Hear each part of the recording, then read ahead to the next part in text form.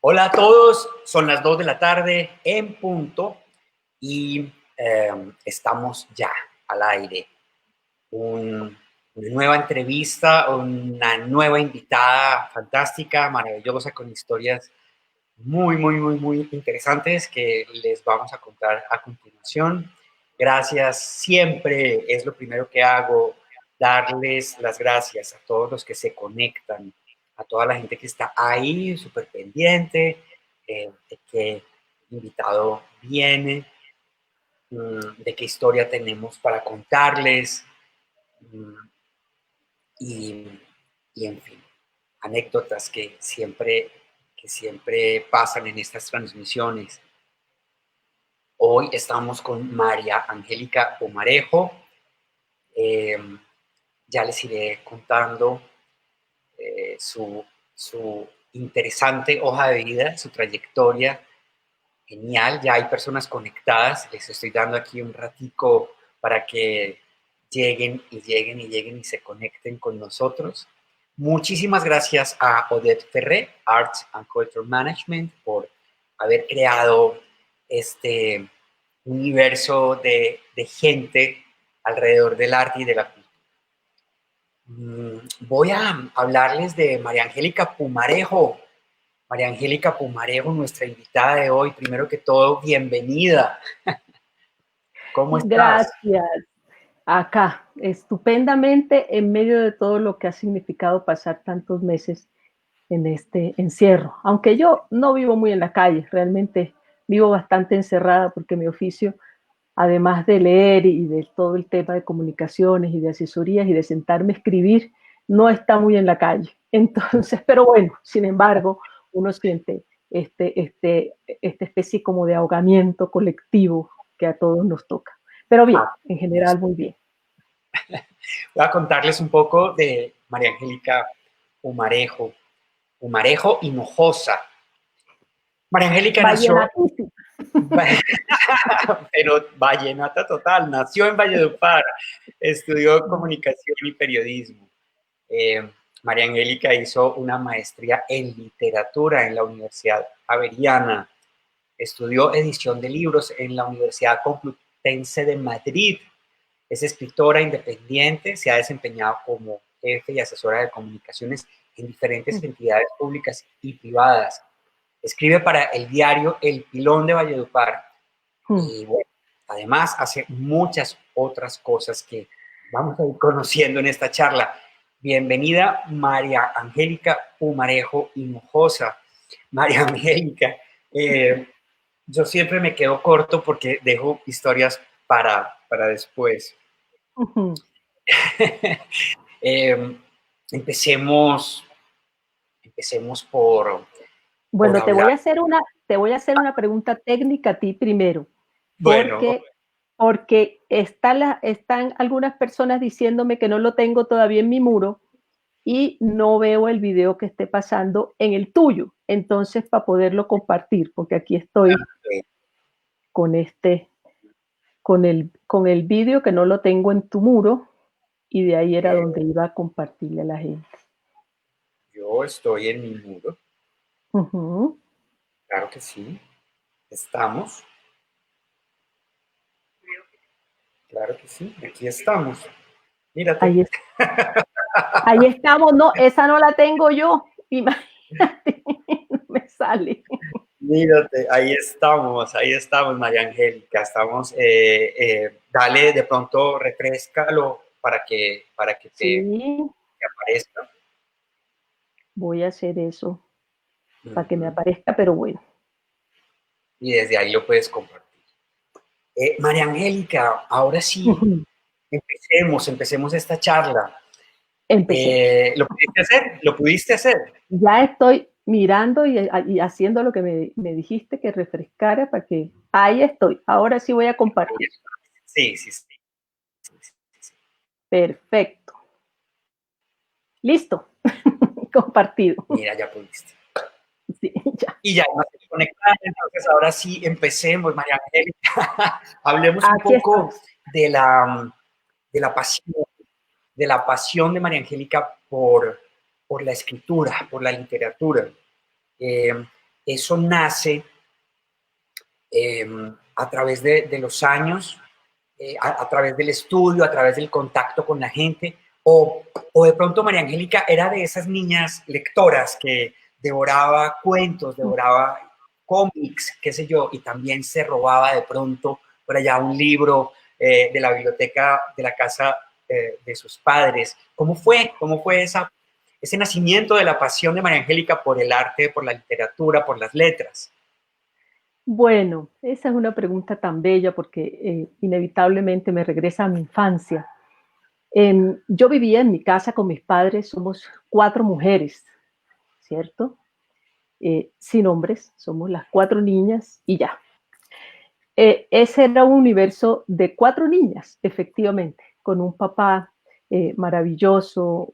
Yo tengo la fortuna de tener un papá tremendamente culto, un hombre concentrado en su intelecto realmente. Y en esa casa, las niñas pues hacían cosas de niñas, la verdad. Y una de esas cosas de niña era la lectura. Mi madre también es una mujer extraordinaria en su lectura, fue profesora de colegio, luego ya cuando se casó y nos tuvo a nosotras ya no lo fue, pero estaba en el mundo de las letras y desde pequeña la oía yo recitar a León Valencia y bueno, y Carranza y todos estos personajes, ¿cierto? Y tenía una biblioteca en Valledupar estupenda, que era un poco la biblioteca de mi padre, que se iba nutriendo también con la de mi madre, ¿no?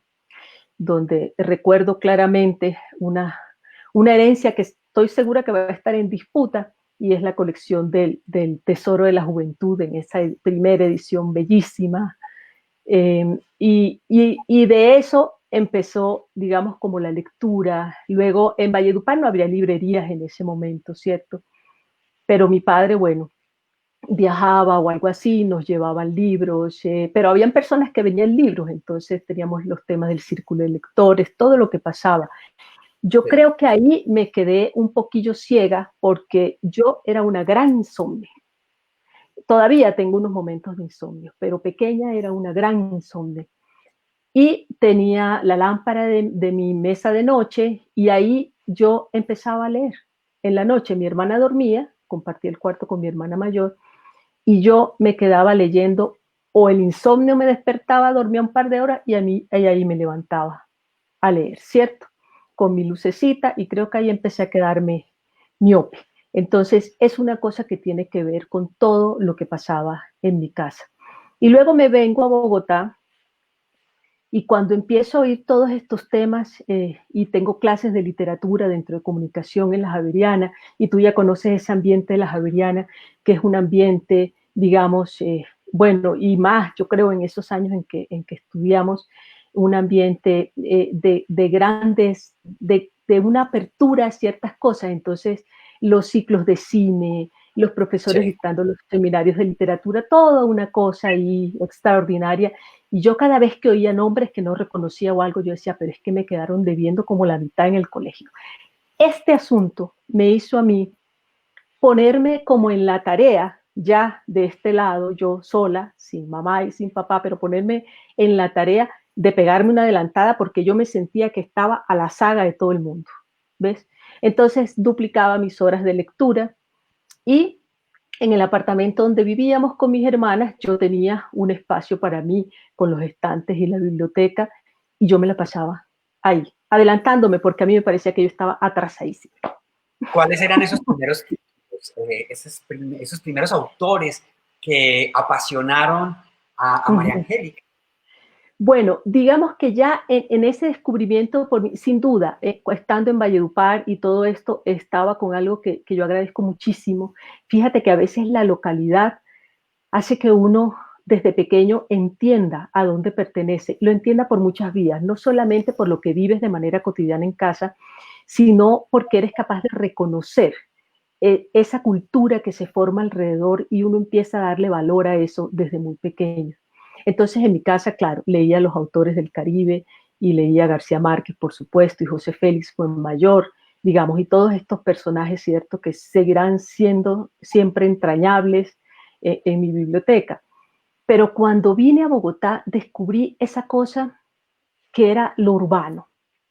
esa otra literatura que correspondía a unas mentes, digamos, que habían estado dentro de un mundo urbano, cosmopolita, y entonces ahí viene Borges, y viene Cortázar, y viene Carlos Fuentes, ¿cierto? Y vienen toda esa serie de personajes que han marcado la literatura latinoamericana, sobre todo, y la literatura europea, y viene todo, y viene, bueno, no, pues Thomas Mann, Graham Greene, y, y, y eso empieza a hacer que, digamos, que esa curiosidad mía y esa necesidad de estar dentro del mundo de las letras se expanda, yo creo que de la mejor manera, ¿cierto?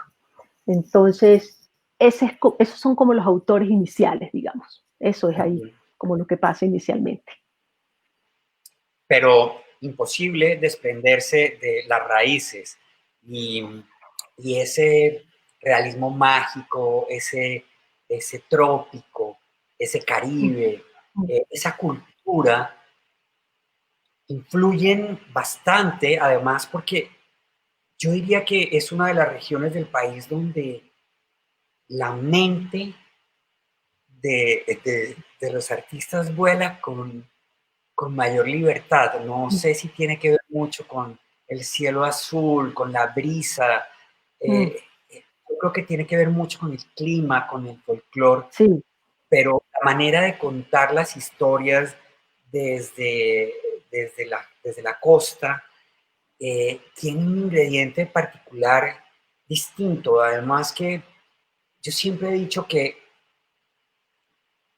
el clima y ese sopor de alguna manera hacen que la imaginación vuele. Hay mucho tiempo para, para, para crear en la mente historias.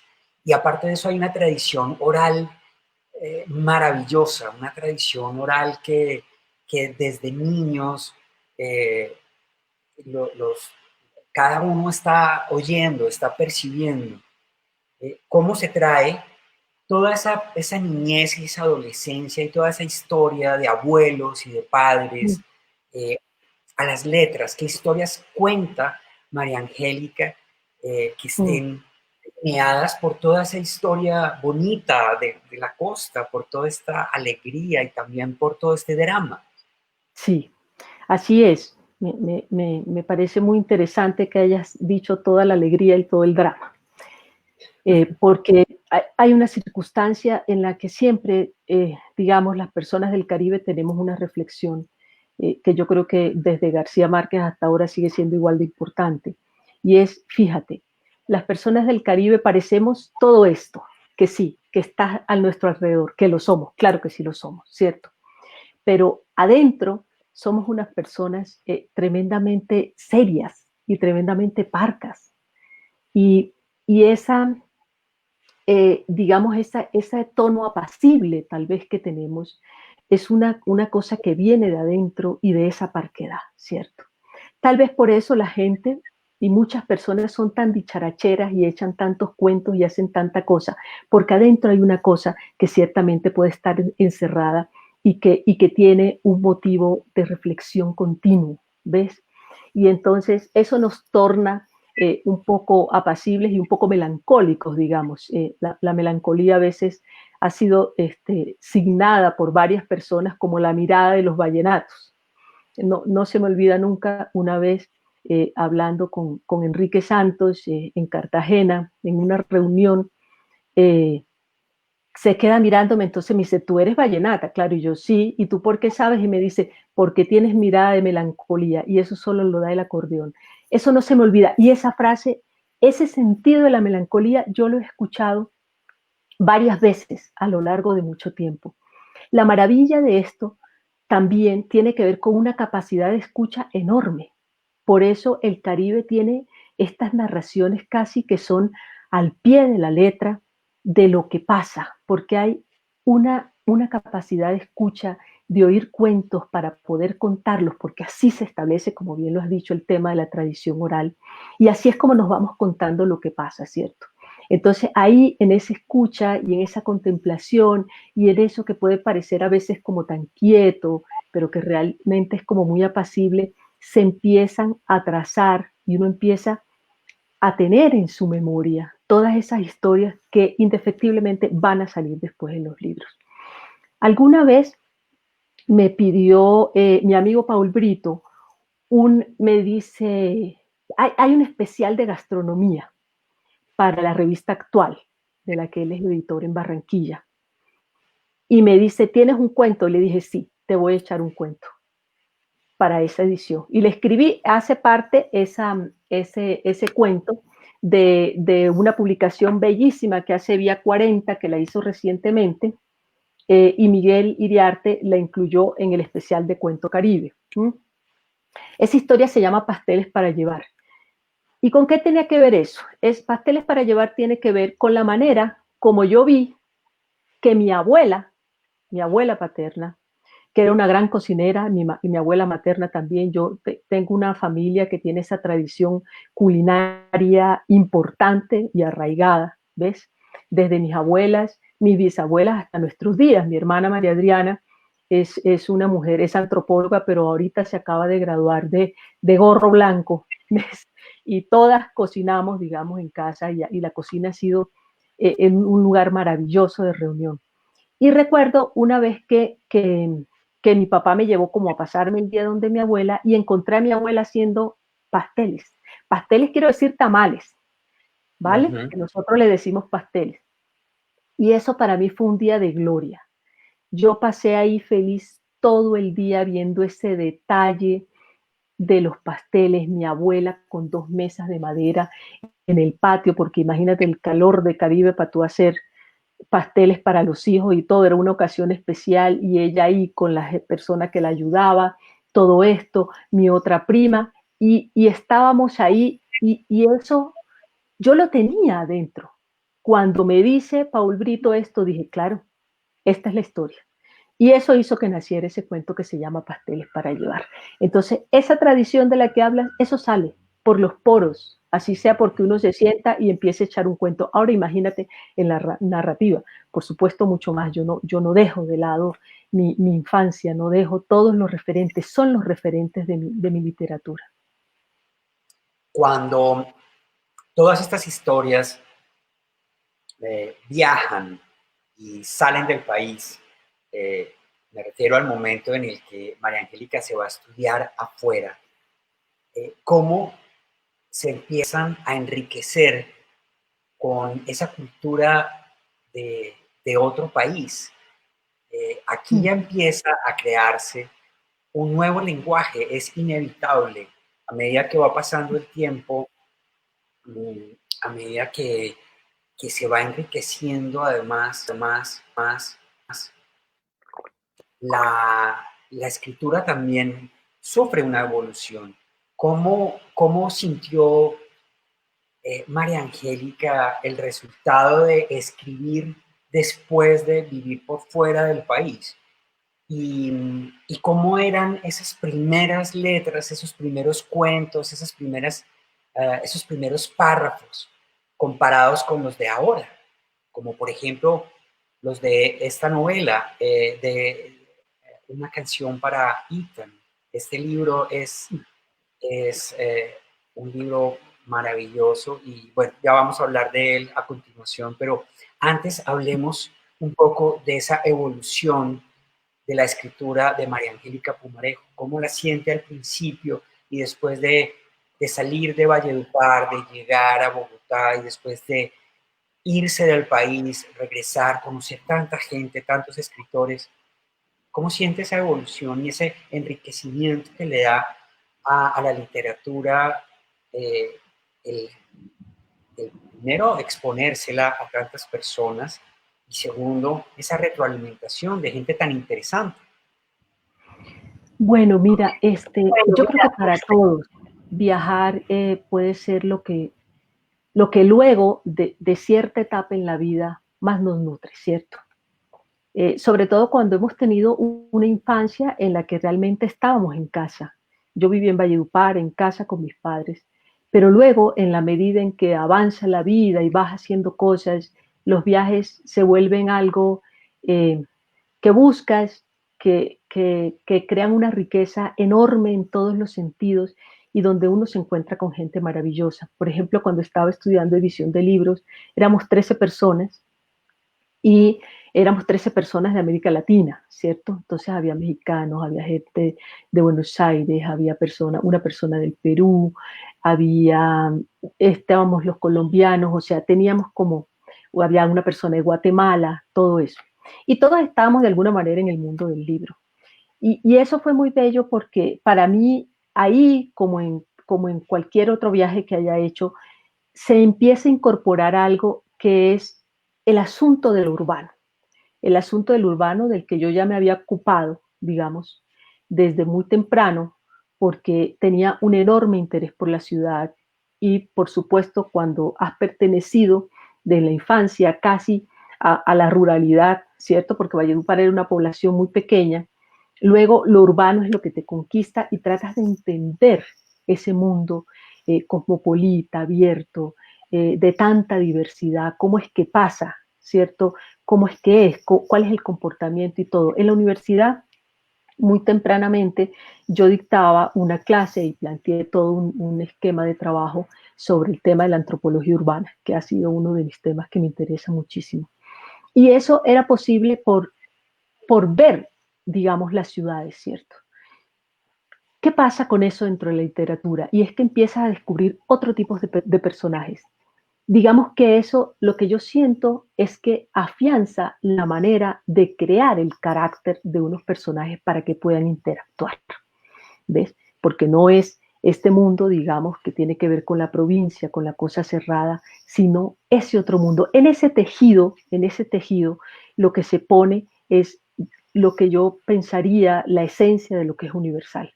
Porque a los seres humanos lo que es fundamental nos compete a todos. Así hayamos nacido en Bosconia a 45 grados de temperatura, ¿cierto? O hayamos nacido en París. Eso no tiene nada que ver. Y lo que uno empieza a tejer precisamente, que encuentra la fuerza en la escritura después, es cómo esas emociones, eso que es fundamental, ¿cierto? Los grandes temas que competen a la condición humana, se pueden vivir de muchas maneras, pero al final casi siempre esa afección sobre las personas y la importancia es la misma. Creo que ahí se teje un panorama que por supuesto lo que hace es venir a reforzar aún más como las ideas con las que uno viene y es como un tema de nutrirse ampliamente de todo esto. ¿Cómo es la psicología? ¿Cómo la encuentro? La psicología de estos personajes y cómo empiezan o empieza usted a crear esos mundos en los que esas personas interactúan. Hay que tener clarísimo, pienso yo, en la creación de un libro, en que ciertos personajes pueden interactuar con estos y se vuelve interesante esa interacción. Y para eso hay que tener muy claro cuál es el perfil de cada uno, cuáles son esas psicologías de cada uno de los personajes eh, que, que María Angélica crea para, para hacer, digamos, de su libro eh, capítulos interesantes de las situaciones que pasan entre unos y otros. El carácter de los personajes, fíjate tú que, bueno, si uno lo piensa de la manera más clásica, ya se había planteado desde todo el teatro griego, digamos, el asunto del carácter, ¿cierto? Al lado del asunto de la música, de la anécdota, el tema del carácter. Yo siempre he creído que si algo conmueve, digamos, dentro de una novela, dentro de una narración, es que te encuentres con personajes poderosos, que te encuentres con personajes auténticos. Creo que la búsqueda, para mí, por lo menos en la escritura, es la autenticidad de los personajes.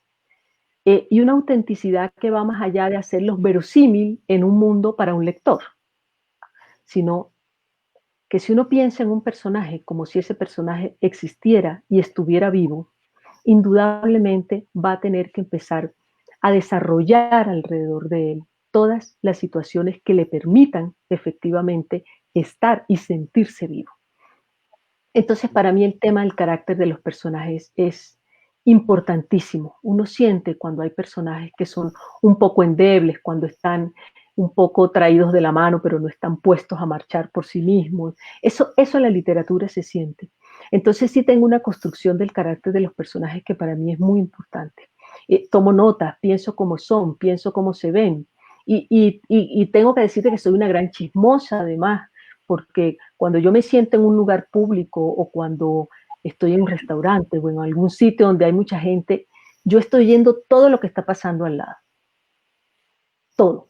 Yo creo que de pronto hay gente que le ha pasado mal conmigo o algo porque yo estoy en la conversación, digamos, mi esposo me dice, pero tú estás oyendo esto y estás oyendo, sí, yo estoy oyendo lo otro, no estás oyendo lo que está pasando allá, yo estoy oyendo lo otro. Y me dice, pero ¿por qué los estás oyendo a ellos? Yo le digo, pues porque, porque eso es una maña ahí de novelista y de cuentista y de narradora o de dicharachera, si quieres, o lo que sea. Pero yo estoy oyendo lo que están diciendo la gente porque la construcción, además de los diálogos, la manera como la gente se relaciona naturalmente, eso también tiene que estar puesto ahí. Y de pronto hay unas, aunque no me pasa mucho, ¿me entiendes? O sea, no me pasa mucho que haya alguien real que yo agarre y vuelva un personaje, lo puedo construir, digamos, a partir de eso que es él exclusivamente, pero a veces hay ciertas maneras, ciertos gestos, ciertas formas de presentarse, cierto físico que ayuda. Entonces, por eso siempre estoy como mirando a las personas, obviamente con la mayor prudencia posible, pero me interesa mucho ese comportamiento, lo que hablan, lo que dicen, la manera como se relaciona la gente, porque lo más importante que uno tiene es la gente. Lo más importante que hay son las vidas de las personas. O sea, todo lo Sí. otro casi que lo podrías pasar. En estos días veía un video de Orson Welles y decía, es que el arte para mí no es lo más importante. Decía, me parece muy interesante aquellos artistas que ponen el arte en primer lugar siempre, pero para mí eso no es lo más importante, ¿cierto? Entonces, si uno no se toma tan en serio, es la mejor manera de estar en el mundo, no hay que tomarse tan en serio, ¿ves? Eso permite que uno se mueva con cierta gracilidad y con cierta facilidad y con cierta tranquilidad, digamos, porque el vaivén de esto es bastante complejo ya. Sí, es verdad, es verdad. Hablemos de una canción para Ethan. Eh, ¿Qué pasa en el libro? ¿Quién es Ethan? Contémosle un poco a la gente qué pueden encontrar cuando estén leyendo este libro y que fue además el motor que hizo que naciera, que María Angélica lo escribiera. Mira, ese es un libro que yo tengo que agradecerle enormemente a Gonzalo Mayarino, porque me lo sacó de la gaveta. La verdad es que yo creo que conversando con Gonzalo acerca de esa novela que yo había escrito y que tenía por ahí, su insistencia hizo que ese libro saliera y que hiciera parte, que fuera la primera novela que se publicaba en esa colección de los torreones que hizo el Gimnasio Moderno. Y así es como sale, si no seguramente estaría en la gaveta, porque yo he sido muy tímida para publicar, muy tímida. Corrijo, vuelvo y miro, no siento que las cosas todavía estén, o sea, no sé, algo pasa allí, digamos, o me parece que eso es tan mío que yo no sé si soy capaz de ponerlo para los demás. Algo así es un poco como lo que me ha pasado. Entonces, Ethan es un personaje literario, realmente. Uno de los libros que más me ha impactado, que más me ha sobrecogido, tal vez por esa relación en esa tradición del Gran Caribe, es La balada del café triste de Carson McCullers, ¿cierto? Que es ese sur de Estados Unidos maravilloso. Y en esa noveleta, porque lo es realmente, no es una novela, es una noveleta, el personaje se llama Miss Amelia, una mujer de armas tomar, digamos, una mujer poderosa, una mujer pero resabiada, ¿cierto? Una mujer metida en su mundo, que tenía una destilería, que era la médica del pueblo, y a la que nadie más o menos le podía hablar a menos que ella le hablara. Y que tenía el café, donde la gente se reunía al final de la tarde y donde pasaban muchas cosas en ese pueblo de Chihao. Entonces, en alguna ocasión, bueno, ella se casa y tiene un matrimonio ahí fallido, terrible, y después, que lo hace que se enfurruñe aún más, y después, un buen día, llega el primo Laimon, y el primo Laimon aparece de la nada y le echa el cuento a ella de que es el primo Laimon y tiene que dejarlo vivir con ella. Y este es un personajillo bajito, contrahecho, o sea, una cosa. Y por primera vez Miss Amelia, sabiendo que eso de pronto no era verdad, cosa que nunca se aclara en el libro, acepta a ese primo. Y ese primo viene a vivir con ella y hace parte como nadie nunca antes de su vida. O sea, eso es una cosa demencial, no sé, una cosa en la que uno podría mirar el tema de la soledad, de volverse sobre uno mismo, ¿cierto? Lo que sea, ahí hay muchas cosas para mirar. Pues bien, yo he querido tanto a Miss Amelia que cuando estaba saliendo esta historia, yo pensé en algún momento, yo tengo que hacer, esto es una cosa pretenciosa, pero no pretenciosa fea, sino pretenciosa como dulce, como lo veo yo ahora. Y es que Miss Amelia no puede morir sin descendencia. Entonces, Ethan es el hijo de Miss Amelia y del primo Laimon. Y por eso es un personaje así. Por eso es un personaje jorobado, que tiene un brazo más largo que otro, monumentalmente más largo. Por eso es un personaje que viene desde el sur de los Estados Unidos, que es donde empieza la novela realmente. También en una alabanza, porque no lo veo de otra manera, a la literatura que más me ha conmovido, que es la literatura de los escritores norteamericanos, ¿cierto? Y, y ahí se teje Ethan, pero tenía que traerlo a Colombia y tenía que traerlo a Bogotá y tenía que traerlo a La Guajira, ¿cierto? Y es todo el periplo de ese Ethan que se busca él a sí mismo como personaje. Y esta es una historia entonces, no solamente de la reencarnación de Ethan, ¿cierto? Sino de la reencarnación del arte en un cuadro y en una poesía de Eduardo Salamé. Y ahí hay una mezcla en una novela, como la llamó José Luis Díaz Granado alguna vez, experimental, donde cada capítulo la narra una voz distinta y donde intervienen muchas cosas. Hay un blues que escribí, que está en el primer capítulo, ¿cierto? Para mirar todo este tema de esa cultura sureña que, como te digo, me conmueve tanto.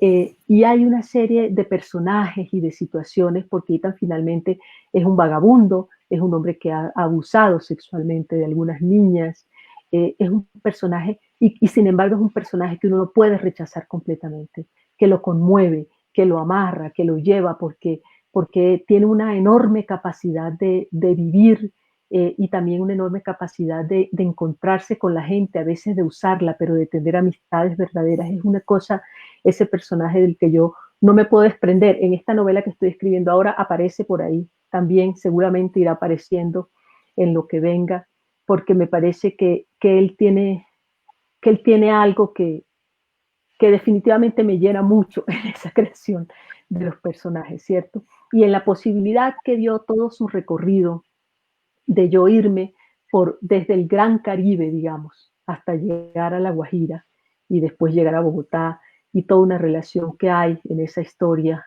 con Francia, con París específicamente. Uno de los capítulos, que es una de sus reencarnaciones, el final lo narra Michel de Coulanges, un hijo de un verdugo, ¿cierto? En esa Francia.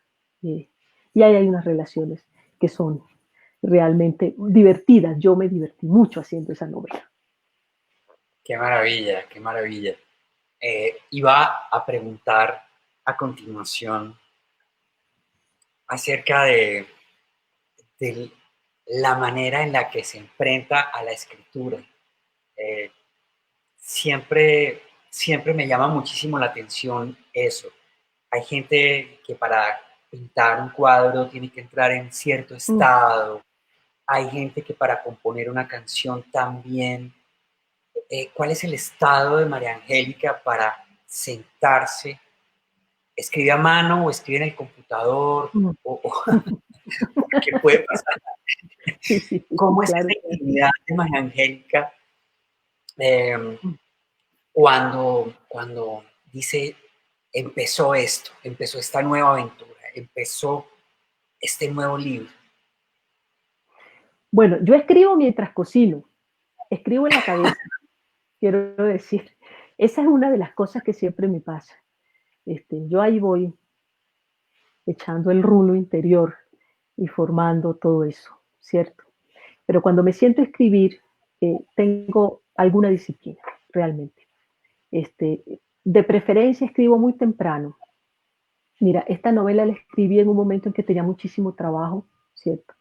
Siempre he tenido un trabajo, porque en materia de comunicaciones el trabajo es exigente. ¿M?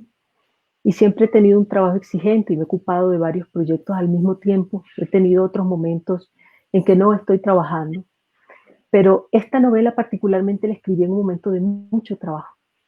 Entonces yo me levantaba a las 5 de la mañana, iba a mi estudio y me sentaba y trabajaba hasta las 9 de la mañana más o menos y luego ya empezaba como el resto del día y el resto de las cosas. Pero si se trata de pensar en un ambiente, ese para mí es el propicio. O sea, yo necesito estar sola para escribir.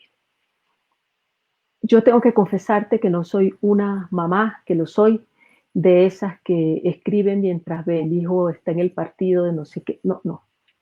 Yo no puedo con eso. Yo tengo que estar sola, tengo que estar concentrada. Usualmente tengo unos 2 o 3 diccionarios encima del escritorio. ¿M? Consulto muchas cosas.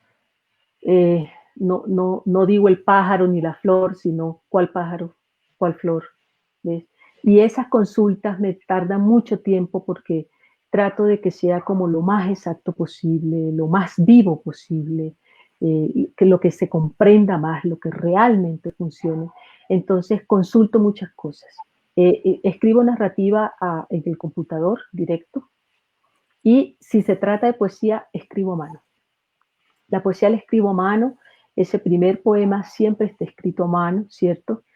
En un libro que tengo especial, en un cuaderno forrado especial, donde además escribo o paso, digamos, como decían las monjas del colegio, paso en mi caligrafía que es muy Palmer, Sí. otros poemas y las cosas de otros autores que me interesan, los poemas que me conmueven, y allí los pongo a convivir con mi escritura, por supuesto que es menor, pero con la esperanza tal vez de que estando con los otros se ilumine.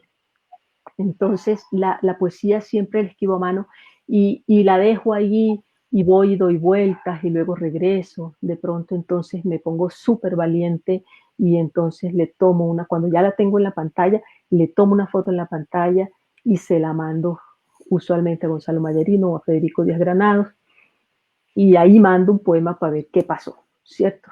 Entonces de pronto me dicen, esto funciona, o mira que si esto y esto, o no, así está, y yo hago caso de esas cosas.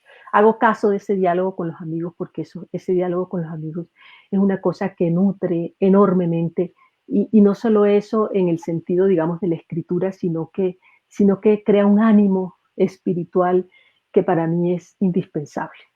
Entonces, pero sí, si se trata de la narrativa, estoy sentada con los diccionarios, buscando, investigando muy bien lo que voy a decir, tratando de que eso después no se vaya a falsear, mirando cómo encaja y ahí le meto como mucha fuerza a esa disciplina para poder lograr un capítulo y otro capítulo y otro capítulo. ¿Cómo encuentra el final? ¿Cómo lo construye? Yo creería que más allá de la dificultad que tiene el inicio de un libro o de cualquier escrito es cerrarlo. Mm. ¿Cómo encuentra los finales?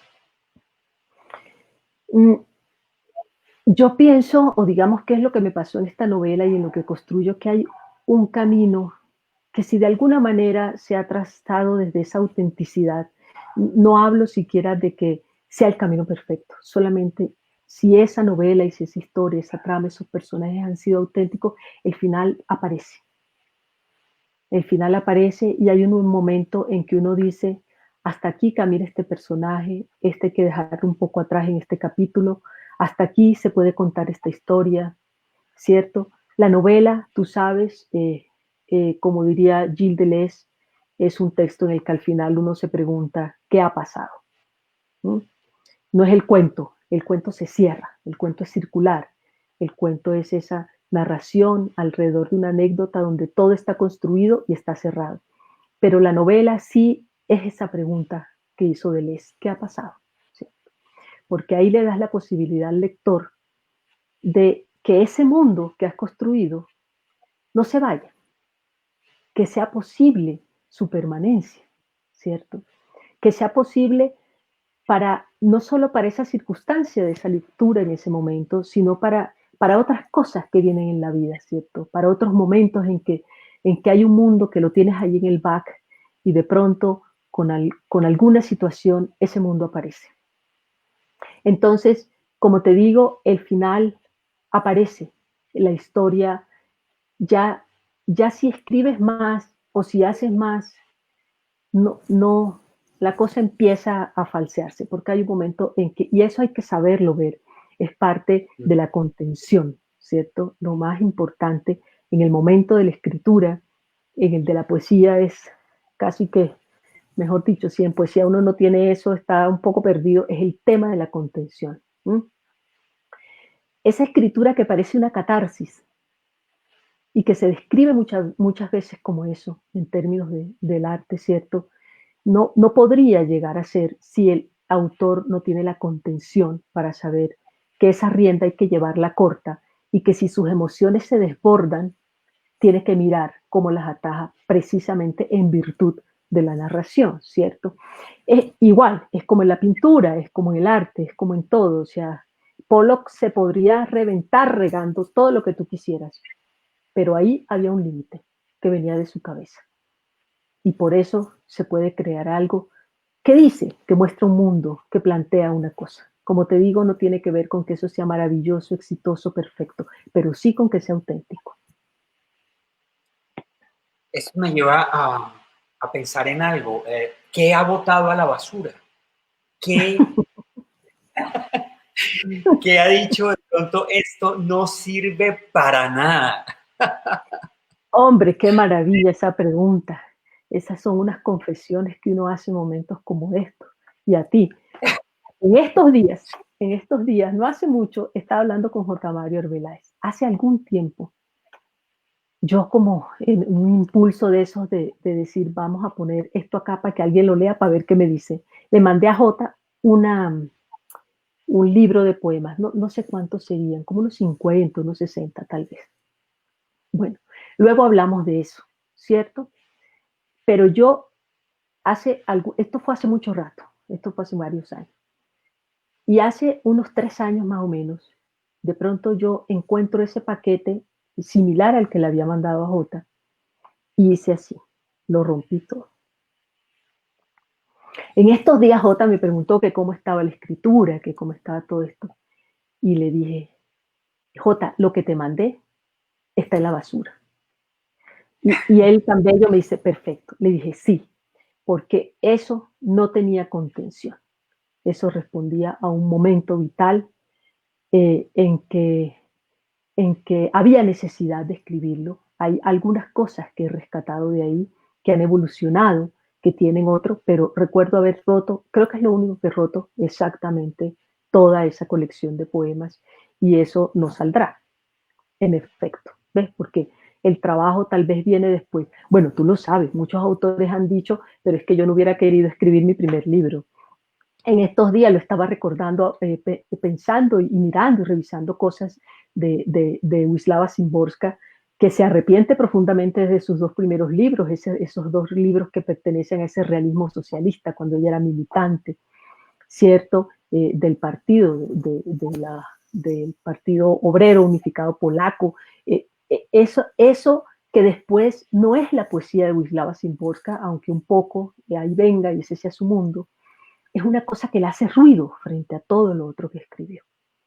Entonces yo creo que tengo un agradecimiento enorme por no haber querido publicar nunca tan chiquita, no, por haber dejado eso ahí quieto, por haberme esperado, porque mi timidez, digamos, no me diera para salir con las cosas, por haber preferido hablar de los demás muchas veces, que es algo que me gusta y que me gusta y que comparto con un gran amor. A mí me encanta hablar con mis amigos, me encanta acompañarlos en sus charlas, presentar sus libros, leer sus novelas, escribir sobre lo que ellos han escrito, sobre los mundos que se han imaginado. Y yo preferí quedarme un poco en eso, ¿cierto? Y dejar un poco mi literatura y mi obra ahí un poco a la saga esperando el tema, por ese pánico que me da la cosa de las letras jóvenes. Eso me produce pánico. ¿Qué papel juega la política dentro de la construcción de sus escritos? La política de alguna manera nos cambia la percepción del mundo y la escogencia también de los personajes que entran a jugar dentro de las historias. Es de alguna manera una escritora que tiene una inquietud política y eso se ve reflejado de pronto en sus letras. Bueno, eso sin que se haya notado mucho es otra de mis pasiones, no porque yo tenga aspiraciones políticas, no me interesa para nada, nunca me ha interesado, sino seguramente lo habría hecho, que para eso sí se necesita el arrojo de la juventud. Entonces, pero yo crecí en un mundo efectivamente político, al lado de mi padre, ¿cierto? Con todo lo que implicaba una política regional y todo este tema. Y es un mundo que siempre me ha causado una gran pasión. La conformación de las sociedades tiene que ver con eso, ¿cierto? Uno pone como dos pivotes ahí, o sea, uno que es el tema de la cultura en el amplio sentido de la palabra y de lo que eso representa, y el otro es una construcción social que por supuesto tiene un fundamento político enorme, ¿cierto?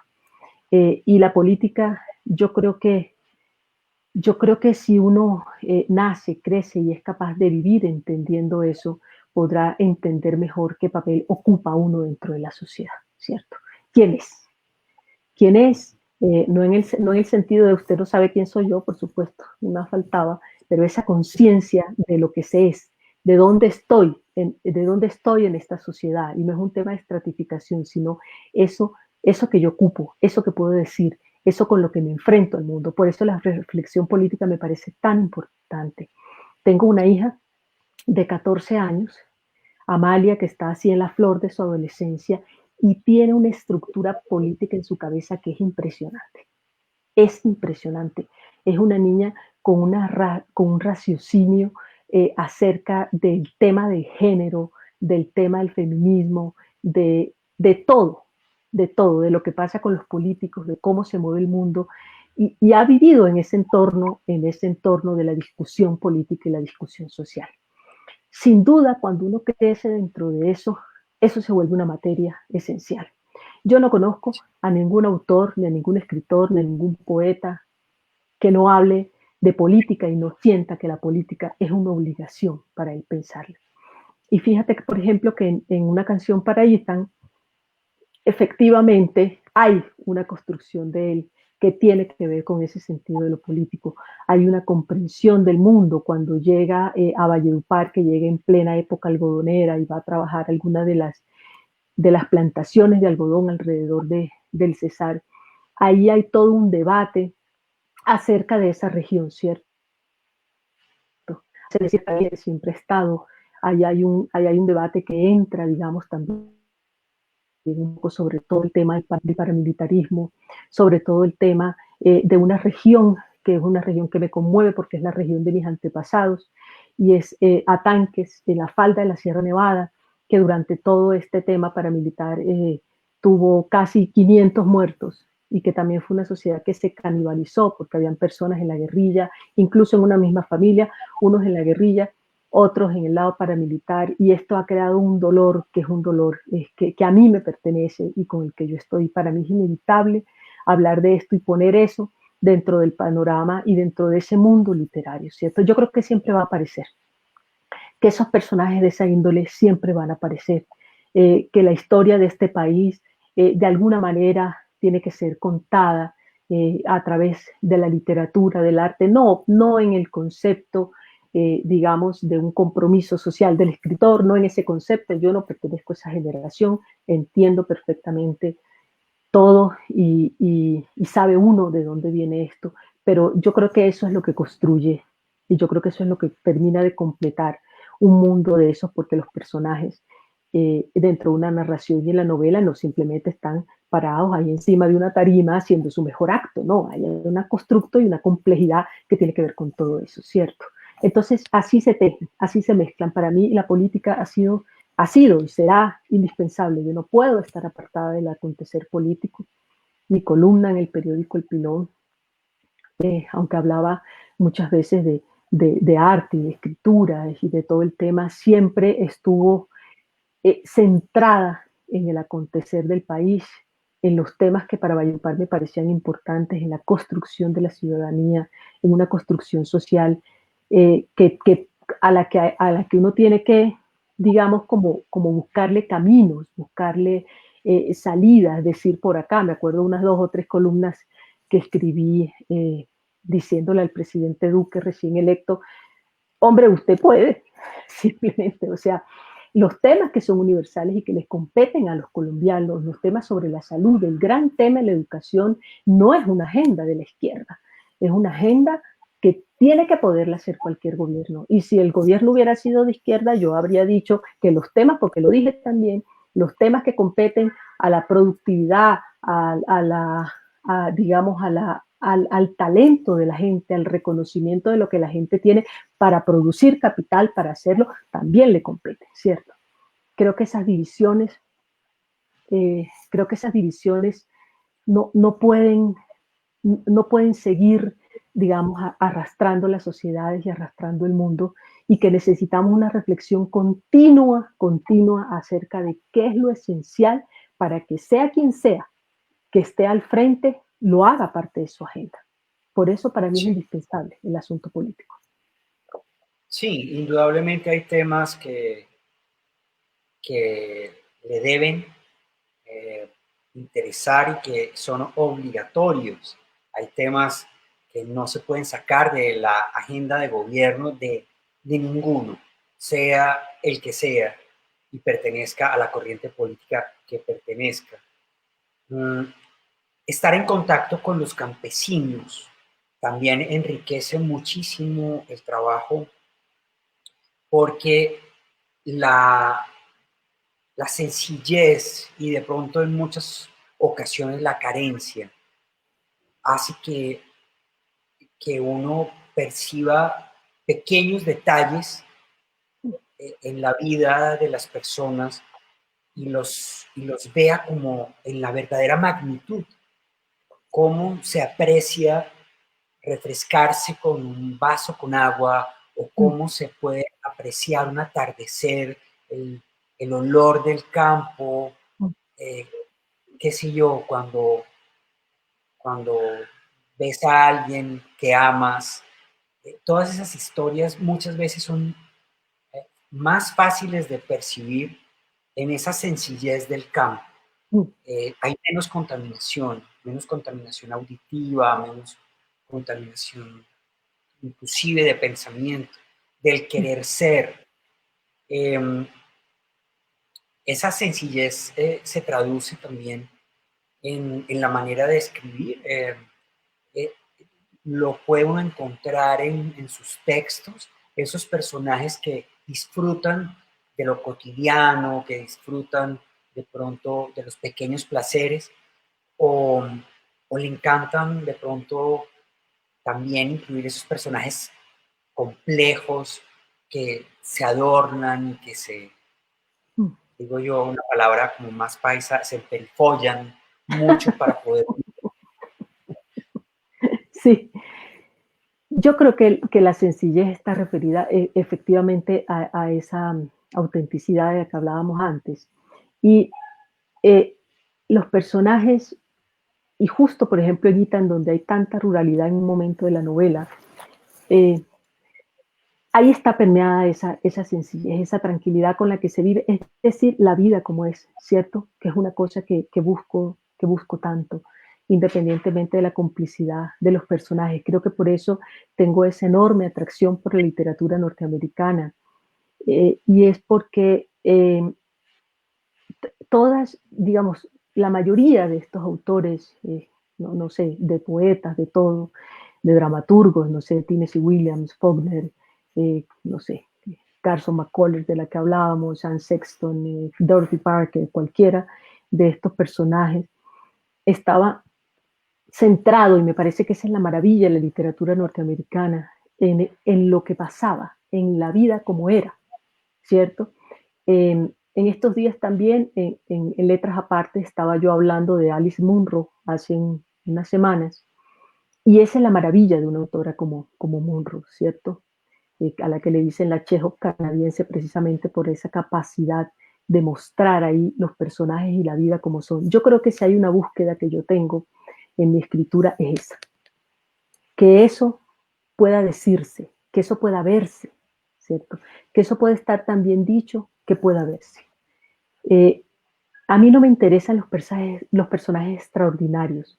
Tal vez cuando se trata un poco, y no sé si esa es la palabra en este momento, de lo extraordinario, prefiero pensar en eso dentro de la forma narrativa, ¿cierto? La manera como se resuelve una narración, ¿m? Cómo se cruzan los tiempos. Tal vez ahí prefiero pensarlo, pero cuando pienso en los personajes y en lo que les pasa, yo quisiera llegar a una cosa en que uno pudiera ver un personaje tal cual como es, palparlo, como si ese personaje estuviera vivo en cualquier esquina del mundo, ¿cierto? Un hombre como Carver, por ejemplo, que es uno de los grandes narradores, y es una cosa extraordinaria. Uno lee a Carver y queda sobrecogido, porque si uno piensa en esa situación en vivo y en directo y en tu vida, dice, es que es así, no podía ser de otra manera, ¿cierto? Y esa sencillez me parece, como bien lo has dicho ahí en ese fragmento del mundo rural y del mundo campesino, eh, si uno tiene el ojo aguzado ahí, puede encontrar mucho dentro de las personas a las que les corresponde esa condición y que tienen la fortuna de vivir dentro de un mundo elemental, ¿cierto? Tranquilo, con las complejidades que tenga ese mundo, pero que está mucho más en armonía con lo que esencialmente somos. Es que somos demasiado que no somos, eso hay que tener en cuenta, ¿cierto? Pero despojarse de todo eso sí trae lo que es esencial. Y como te digo, esa es una búsqueda permanente mía, llegar a esos personajes y a esas circunstancias que sean palpables. Por eso la narrativa norteamericana me parece en ese sentido magnífica. Escribió mucha gente, se nos ha ido esta hora Sí, deliciosa. ya, ya, sí, ya. Sí, ya casi igual nos podemos extender un momentico más, pero quiero leerte eh, los mensajes de la gente. Odette Ferré, saludos desde Madrid, ella es siempre la que escribe primero. Un gran Sí. saludo, Odette. Álvaro Pío, qué buen programa, dice. Mi hermana, obviamente, que ella es escritora, Sí. está interesadísimo. Manda un saludo. José Cuellar de Art Magazine también. Samuel Wellplay, maravilloso que entrevisten a María Angélica, una escritora, autora de un libro tan maravilloso y a la vez poco leído, que es Una canción para Ethan. Sí. Un saludo desde Barranquilla. Tan bello. Eh, Manuel Carmona Palma, María Angélica, aquí estamos. Sandra Cabrales, ella es brillante. Marcela Herrera, aplausos. Adriana Martínez, excelente. Luz Ángela Clavijo, dice, Luz Ángela Clavijo, dice acá presente Valledupar, admirando a tan talentosa escritora y dama.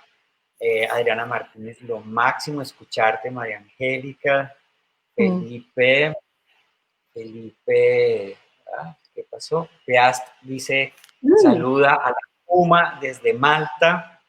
Imagínate, Eh, qué maravilla. Ese es un autor tan poco leído como yo también, maravilloso, Felipe Frías, es un cartagenero extraordinario, con el que hicimos un proyecto que yo espero que revivamos en algún momento con él, con Samuel Wellpley, que es un ingeniero que yo no sé, un día va a pasar a la literatura, un hombre de una comprensión del mundo estupenda.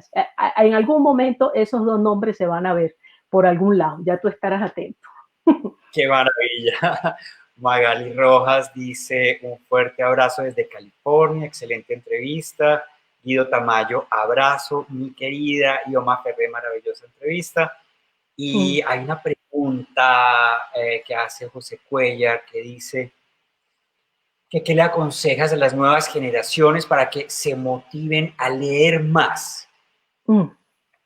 Bueno, fíjate, esta Letras Aparte, que es una propuesta de Odette que ha sido tan cómplice, tan amorosa con todos, tan dulce, tan especial, yo creo que es como ese pedacito que yo pongo, además de lo que he hecho en mis clases para que la gente lea, ¿cierto? Yo pienso que la educación y la familia desde niños ganaría muchísimo con el tema de la lectura. No hablemos de la lectura en ese sentido en que la gente proclama ahora de que si leyeran no pensarían esto, o bueno, tanta gente que dice toda esta sartal de barbaridades, ¿cierto? De que si leyeran entonces no serían de derecha, todas estas cosas que son una vaina absurda, o bueno, miles de cosas, porque la verdad es que todo eso pasa, ¿cierto? O se Y va lea de para lado que le en diga lado. semejante, sí, de lado a lado, porque todo pasa de todos lados. Pero el disfrute de la lectura en la infancia y el disfrute de una literatura que, fíjate, no tiene que ser inicialmente escrita, que puede venir de la oralidad. Si tú le cuentas cuentos a los niños, después van a querer leer esos cuentos porque ya se los van a querer contar a sí mismos, ¿cierto? Entonces, eso me parece indispensable. Por eso, por ejemplo, me parece tan indispensable también que los maestros en ese nivel de toda la escolaridad establezcan siempre las relaciones dentro de esa materia que están viendo con ese mundo de la literatura y con el mundo del arte en general, porque esa ampliación, digamos, del mundo de las personas es lo que permite que la gente empiece a buscar más allá de lo que tiene, ¿cierto? Entonces yo creo que el asunto de verdad es despertar. Yo a veces soy un poco pesimista, a veces digo, bueno, pero es que si este man tiene más de no sé cuántos años o la gente tiene más ya para que perdemos el tiempo, o sea, invirtamos la cosa en los peladitos, invirtamos la cosa en los muchachos para que esto empiece a florecer, ¿cierto? Me parece que ahí es donde está la clave del asunto y de entender que hay unos mundos extraordinarios que no están en la calle, no están en la calle. Este tema ahora de la excesiva vida es una cosa que a veces después nos va a cobrar mucha cuenta. La gente está demasiado en la calle. No, yo no voy a salir con esta moralidad de que la pandemia fue para dejarnos en la casa porque estamos mucho en la calle. No voy a salir con eso. Pero, pero hay demasiada calle que no permite esa comprensión de lo interior, esa tranquilidad con que viene el descubrimiento del mundo interior. Y a mí me parece que eso es valiosísimo, valiosísimo. Y la literatura y la lectura construye ese mundo interior. Es cierto, esos momentos donde la gente se retiraba a un parque, por ejemplo, con su novela Sí. y podía leer tranquilamente durante horas y después meterse su libro debajo del brazo e irse para su casa. Hay tanto ruido afuera, tanto ruido que definitivamente sí es completamente necesario y en eso estoy completamente de acuerdo. Debemos buscar esos espacios en los que estemos en comunión con nosotros mismos, con nuestros pensamientos, con nuestra espiritualidad, con nuestra energía, y no con la que hay afuera, con la externa. Y el Sí. viaje que se logra cuando uno tiene un libro en las manos y ese libro logra capturar tu imaginación y aparte de eso, llevarte a un nuevo mundo y a un nuevo universo, eso no tiene comparación, eso es una experiencia maravillosa y es fantástica. La logran las artes definitivamente. Ese Sí. viaje, ese descubrimiento, esa manera de trascender se logra a través de un buen libro, de una buena pintura, de una buena composición musical, de una interpretación además de pronto, una canción. eh, y yo siempre he creído que tenemos que buscar y propiciar más esos espacios, porque eso va a hacer que entendamos el mundo de una manera diferente. Vamos a ver a los otros, además, con un mayor respeto, como personajes que somos diferentes dentro de un gran libro que se escribe y que todos tenemos la oportunidad de leer. Somos personajes de una gran historia y dentro de esa gran historia le debemos respeto al otro. Así Y es. yo creo que entenderíamos muchísimo más ese punto y esa reflexión si vamos a los libros, si recurrimos a los libros.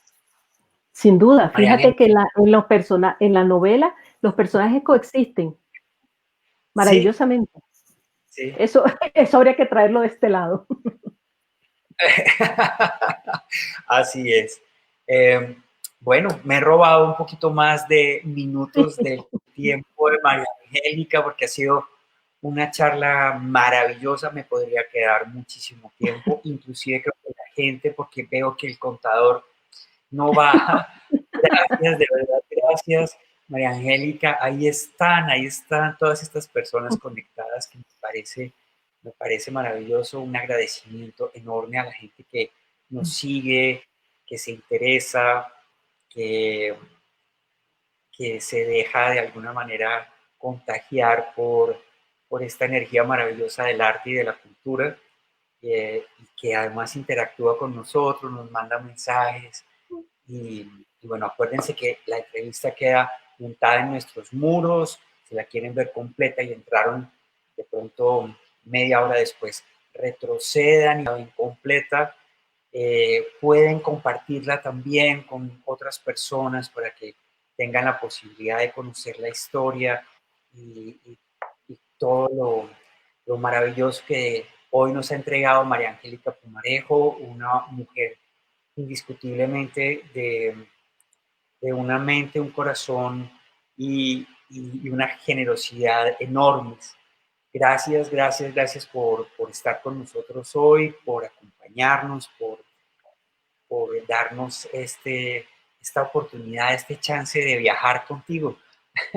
Yo lo disfruté en cantidades, muchísimas, muchísimas gracias. No, Oscar, a ti muchísimas gracias. Ha sido un placer enorme conversar contigo.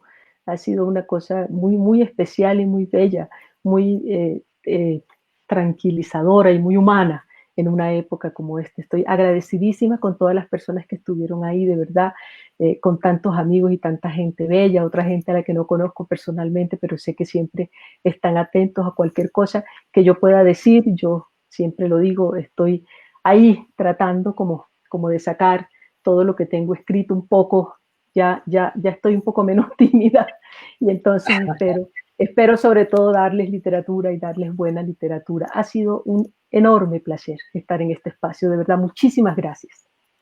Muchísimas gracias nuevamente. Esperamos esos nuevos títulos, esas nuevas novelas, esos nuevos libros, y que no sean poco leídas, sino que sean muy, Sí, muy, muy leídas. ojalá. Felipe se manda otro mensaje, dice: magnífica entrevista, María Angélica, poca gente entiende la literatura también en Colombia como mi queridísima Puma, te quiere mucho. Sí, Y sí, Juan feliz. Ramón González dice: un abrazo a María Angélica. Eh, muchísimas gracias a todos. Vamos a llegar hasta acá. Después vendremos con más personajes. El viernes voy a tener un invitado súper especial. Estén pendientes de las redes, un artista increíble. Ahí voy a estar contándoles. Y bueno, mil gracias, Odette, por generar este espacio maravilloso de encuentro. Y a todos ustedes, mil gracias y un gran abrazo, María Angélica, y un resto de cuarentena muy feliz y muy productivo. Otro a ti, muy grande. Chao, chao, para todos. Chao, Gracias. gracias, gracias, infinitas gracias.